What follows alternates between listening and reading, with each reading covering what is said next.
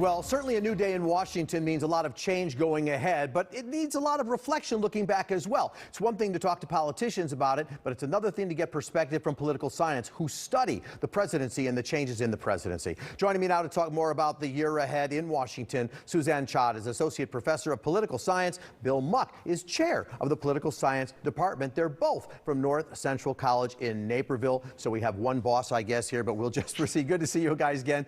It's always good to see you. So, Bill, because you're the chair, President Biden called for unity.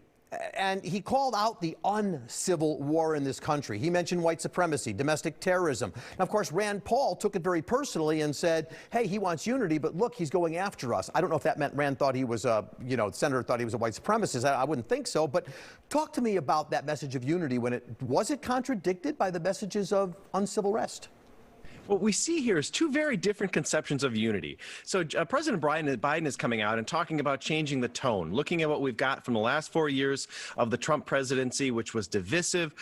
The other side wasn't just your opponent, but also your enemy. So the rhetoric and all of that had gotten so hot.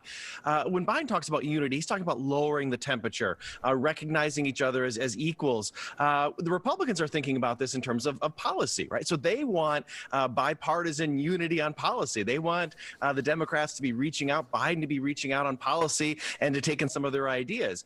I don't think Biden is thinking about bipartisan policy. I think he's thinking about the tone and changing the tone, and that by doing that, that helps pull the country together. Well, that's really interesting because, Suzanne, Bill is probably right. I mean, the message of unity, President Biden did seem to indicate he did want to talk to everybody, Republicans. He wants everybody to have a voice. But when you look at the executive orders, which is all we can look at right now, and perhaps some of the legislation coming out of the administration, truthfully, Republicans like Lindsey Graham and others have said, where are we in this? Where is the unity? So can he accomplish anything by not listening to the needs or appealing to the needs of Republicans?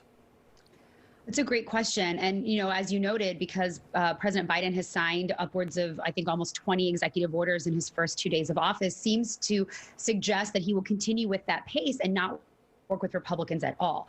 And I think what's unique about the situation to keep in mind about President Biden is he's coming in, and yes, he is undoing some of the things that President Trump did, like rejoining the Paris Climate Accord and stopping the Keystone Pipeline. But a lot of, if not a vast majority of these executive orders are things that have to happen now in order to give the president the authority to do things in the executive branch to help the people with COVID, with the vaccine rollout. They're much more, the things that he is signing are not as much about policy as they are about process.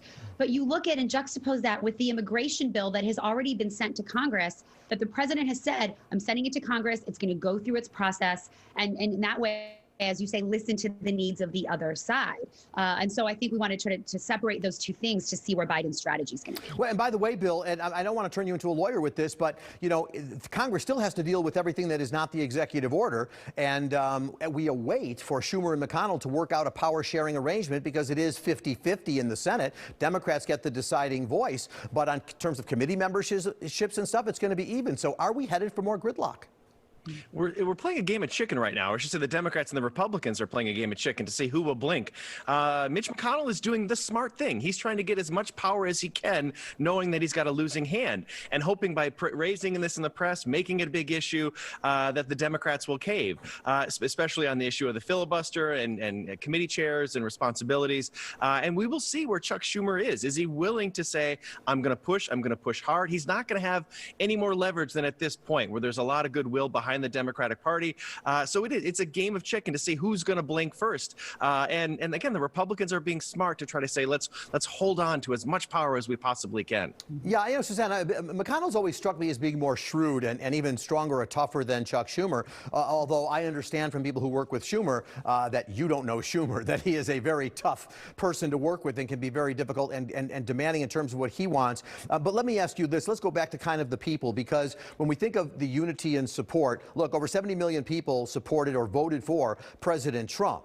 And 90% of them, or Republicans, say the election was stolen. So regardless of what we get with regard to legislation and the efforts of President Biden, how do you win back a whole bunch of people who think that Joe Biden isn't a legitimate president? This is the quintessential question for the Republican Party as an institution, as an organization. We have drifted into this situation where we have very weak parties, but very strong partisans, which opened us up as a country to fall prey to a demagogue and authoritarian like Trump. And so now what the Republican Party has to do, the leadership specifically, is to send a message to the voters that the party still is what the party has always been, regardless of who heads it up, and that they are committed to legislating with Democrats, if necessary, on the things that are important to the conservative cause. And I really do believe that McConnell is smart enough to know, and he has signaled as such, that in doing that, it'll help them in the midterms, which already is good for the party out of power of the White House, and then help them redefine themselves moving into the next presidential cycle in 4 years. All right, guys, don't go anywhere. We'll let you have a moment to do some departmental talk while we go ahead and take a break. But we will be back with those guys afterwards. Stay with us.